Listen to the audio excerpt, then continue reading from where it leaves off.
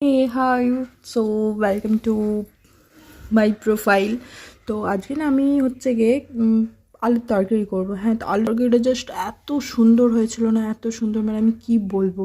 তো আমি না প্রথমে আলুটাকে সেদ্ধ করে নিয়েছিলাম, ঠিক আছে। আলুটাকে সেদ্ধ করার পরে কড়াইয়ে তেল দিয়ে জিরে দিয়ে দিয়েছিলাম। আর জিরেটাতে এমনভাবে লাফাচ্ছিলো, মনে হচ্ছিলো কি যে জ্যান্ত জিরে দিয়ে দিয়েছি। তারপরে জিরে দেওয়ার পরে পেঁয়াজ দিয়েছি, একটু টমেটো দিয়েছি, নুন হলুদ আর একটু জিরে গুঁড়ো দিয়ে আর সেদ্ধ আলুটাকে দিয়ে জাস্ট নাড়াচাড়া করে তারপরে একটু নুন দিয়ে জল দিয়ে দেবো। আর মানে তরকারিটা এত সুন্দর হয়েছিল, মানে এত সিম্পলভাবে যে এত সুন্দর তরকারি হবে আমি তো মানে ভাবতেই পারছিলাম না। সত্যি তরকারিটা খুবই অসাধারণ হয়েছিল।